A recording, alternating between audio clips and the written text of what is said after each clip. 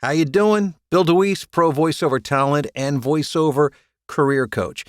Here to share some tips with you today, specifically what to avoid when looking for a voiceover coach. And of course, when you're a voiceover coach and you start to step into this territory, it can feel a little uneasy, but I think it's important that we be open and honest and transparent when we're talking about the industry and what expectations should be and what we as coaches should be able to provide you as a student. So let's get into it. Before we get any further, make sure that you press that subscribe button so you're alerted when all my fresh new content, which is designed to help you be a profitable voiceover, is available. And when I say profitable, if you're not making money in voiceover, it's a hobby. And if that's what your goal is, that's great. There's nothing wrong with that. But if you come into voiceover for the purpose of making money, and by the way, there's nothing wrong with that. People, should be paid for the work that they do if they can offer value for a client. And that's part of my job, is to help you learn how to offer value to someone to where they are willing to pay you for it. And the goal with most of the students I work with is to do this for a living. So specifically, my goal is to help you build a voiceover career. Now, I've got three things that you should avoid and should be red flags when you're trying to vet voiceover coaches to find the best one that works for you. And let me just say up front, it's important to find somebody you're a good fit with. And the reality is, I'm not a good fit for everybody. Not everybody is a good fit for everybody. So I just want to acknowledge that up front. But there are some things that should be red flags that may want you to at least should cause you to at least rethink whether you want to have a relationship and work with a coach. Because as a coach, our job is to help you be successful. Now, the onus is on you. We can't do that work for you. We can only help to share the skills and the knowledge and to illuminate a path for you to walk down. But ultimately, doing that work will fall on you. So let's talk about the three things to avoid when looking for a coach. Now, this first one is a two-sided coin. And the first side of the coin is this: beware of any coach who pushes you to invest in a pro demo right away, like immediately. And by the way, if you have the resources and a good pro demo, as a demo producer myself, I charge a few $1,000s, for a demo. So a good demo is going to cost you $2,000-$3,000 or so. Some are less, some are more. But if you want a high quality one without, paying more than you should, you're talking close to the $3,000 range. And if somebody's pushing you to do that immediately and you don't have the money, or it's going to cause you would have to go out and get a loan or finance that to do it, I would think twice about that, because if the person's pushing, it's probably because they need the money. Now, if you have the money to invest and you can do a pro demo up front, I think it's a great idea, because the other side of the coin is there are many, many producers out there. And one of the terms I hear a lot is being demo ready. But what happens in many cases is that in an effort, and I guess I'm surmising here, but in an effort to keep students coming back for more and more and more and more and more, I worked with a number of students who have left coaches who for years have told them they were not ready. They were not ready. When they were clearly ready to record a demo. So again, it's a two-sided coin, but it's something that you need to be aware of. Don't let somebody push you into something that you're not ready to do.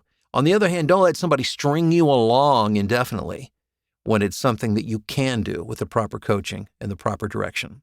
The number two thing to look for that you should avoid when trying to find a voiceover coach is, are they willing to share with you how much they make in voiceover? I don't mean their voiceover coaching. Frankly, that's none of your business or none of my business. What I make as a voiceover coach is nobody else's business unless I'm charging them to train them how to be a voiceover coach, in which case it's very much their business, because that's what they're paying me to do, is to help them to do that. As a voiceover coach, my goal is, and I say that I can help you to make money as a voiceover talent, you have every right to say, well, then how much do you make? And that is a private communication that we can have between ourselves if you are in that situation. And I'm happy to provide that for people. But if somebody cannot or will not, or finds it greatly offensive that you would even ask, you got to wonder, do they even know how to make money themselves as a voiceover talent? Or are they simply doing this to supplement their current income? And again, There's not necessarily anything wrong with using it. I mean, I make money as a voiceover talent. I make enough. I don't need it. But if I did, that's okay, as long as I'm honest about what I'm making as a voiceover talent. So what we're looking for here is openness and transparency. You don't want to be teamed up with a coach who's just desperately looking for people because they need the money. You want to make sure that they can perform and do what they say they're going to do, or do what it is you need them to do. And from my experience, most voiceover talent need to make money, which brings me to my third point, and that is avoid a voiceover coach that doesn't talk business and marketing. Because let's be honest, voiceover, it is a business. It's very much a business. And while some would like to look at it as purely art, and yes, there is an art to this, there is a craft to this, but ultimately it's about an exchange of value, value for value. I'm providing my value as a voiceover talent for a value that you provide back in terms of money. That's the way you have to see that transaction. You are providing value for value. Your value may be art, but at the end of the day, it's still a business transaction.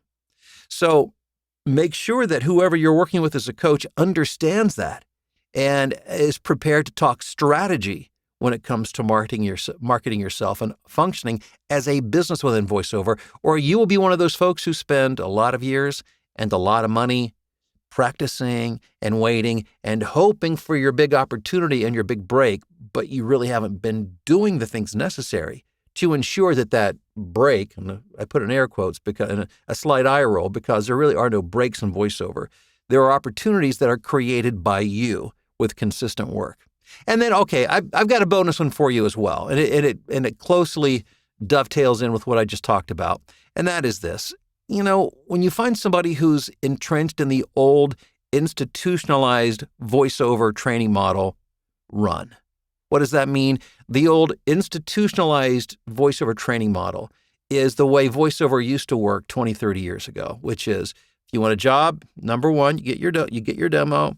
Number two, you get an agent. Number three, you just audition, and then you audition, and you audition more. And if that's not working, you back and get more training, or you update your demo, and you audition, and you audition, and you audition. And then there's no thought given to marketing strategy, to how to work directly with clients.